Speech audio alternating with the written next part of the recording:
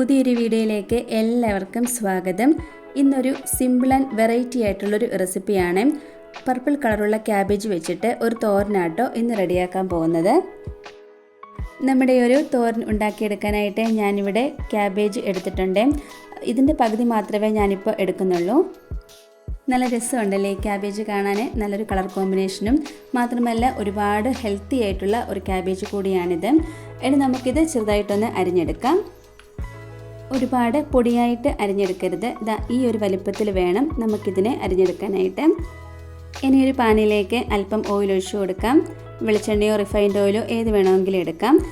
Oil നന്നായിട്ടൊന്ന് ചൂടായി വന്ന് കഴിയുമ്പോൾ ഒരു ടേബിൾ സ്പൂൺ അളവിൽ കടുക് ഇട്ട് കൊടുക്കാം.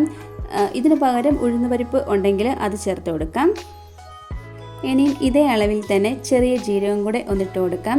ഒരു 4-5 വറ്റൽമുളകും കൂടെ ചെറുതായിട്ട് മുറിച്ചതും കൂടെ ഇതിലേക്ക് ഇട്ട് കൊടുക്കാം. ഇതിലേക്ക് ചെറുതായിട്ട് അരിഞ്ഞെടുത്തിട്ടുള്ള സവോള ഒന്ന് ചേർത്ത് കൊടുക്കാം. കൂടെ തന്നെ ഒരു 2 പച്ചമുളക് കട്ട് ചെയ്തതും കൂടെ ഇട്ട് കൊടുക്കാം. ഇനി ഇത് ഒന്ന് വഴറ്റിയെടുക്കണം. ചെറുതായിട്ടൊന്ന് കളർ മാറി വന്ന് കഴിയുമ്പോൾ നമ്മൾ അരിഞ്ഞു വെച്ചിട്ടുള്ള ആ ഒരു ക്യാബേജും കൂടെ ഇതിലേക്ക് ചേർത്ത് കൊടുക്കാം. ഈ ഒരു പരുവം ആകുമ്പം നമുക്ക് ക്യാബേജ് ചേർത്ത് കൊടുക്കാം. ക്യാബേജ് ചേർത്ത് കൊടുത്ത് അല്പം കറിവേപ്പിലയും കൂടെ ഇതിലേക്ക് ഇട്ട് കൊടുക്കാം.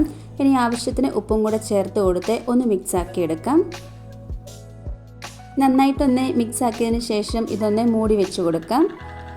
ഒരാവി വന്ന് കഴിയുമ്പോൾ മൂടി തുറന്നിട്ട് ഒന്ന് മിക്സ് ആക്കിയതിന് ശേഷം നമുക്കിതിലേക്ക് തേങ്ങ ചിരകിയത് ചേർത്ത് കൊടുക്കാം. ഞാനിവിടെ 1 കപ്പ് അളവിലാട്ടോ തേങ്ങ ചിരകിയത് ചേർത്ത് കൊടുക്കുന്നത്. തേങ്ങ ചേർത്ത് കൊടുക്കുന്നതിന് പകരം മുട്ട വേണമെങ്കിലും ചേർത്ത് കൊടുക്കാവുന്നതാണ്. ഇനി ഇതൊന്ന് മൂടി വെച്ച് കൊടുക്കാം. ഒരാവി വന്ന് കഴിയുമ്പോൾ മൂടി തുറന്നിട്ട് ഒന്നുകൂടി ഒന്ന് മിക്സ് ആക്കി എടുക്കണം. ഇതിൻ്റെ ഉള്ളിൽ ആ ഒരു വെള്ളമൊക്കെ വറ്റി നന്നായിട്ടൊന്ന് ഡ്രൈ ആയി കിട്ടുന്നത് വരെ ഇതുപോലെ ഒന്ന് മിക്സ് ആക്കി കൊടുക്കണം. ഇതിലേക്ക് നിങ്ങൾക്ക് മഞ്ഞൾപ്പൊടി വേണമെങ്കിൽ അത് ചേർത്ത് കൊടുക്കാം. ഞാൻ പക്ഷേ ഇപ്പം മഞ്ഞൾപ്പൊടി ചേർത്ത് കൊടുക്കുന്നില്ല. കുറച്ചൊരു കളർഫുൾ ആയിക്കോട്ടെ എന്ന് വിചാരിച്ചു. ഇപ്പം ഇതിൻ്റെ ഉള്ളിലെ വെള്ളമൊക്കെ വറ്റി നന്നായിട്ട് തന്നെ ഇപ്പോൾ ഇത് കിട്ടിയിട്ടുണ്ട്.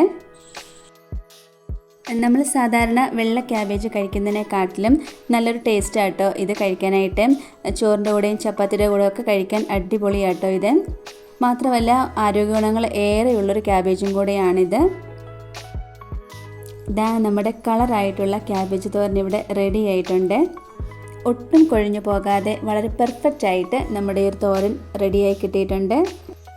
ഇത് കാണാൻ തന്നെ നല്ല ഭംഗിയുണ്ടല്ലേ. ഇനി നിങ്ങളുടെ കയ്യിൽ പർപ്പിൾ കളർ ക്യാബേജ് കിട്ടുവാണെങ്കിലും ഇതുപോലെ ഈ ഒരു രീതിയിൽ തോരൻ ഉണ്ടാക്കി നോക്കണേ.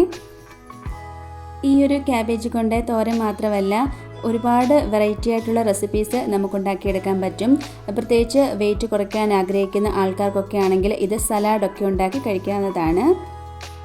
ഇന്നത്തെ നമ്മുടെ ഒരു സിമ്പിൾ ആൻഡ് ഹെൽത്തി ആയിട്ടുള്ള റെസിപ്പി എല്ലാവർക്കും ഇഷ്ടമായി കാണുമെന്ന് വിചാരിക്കുന്നു.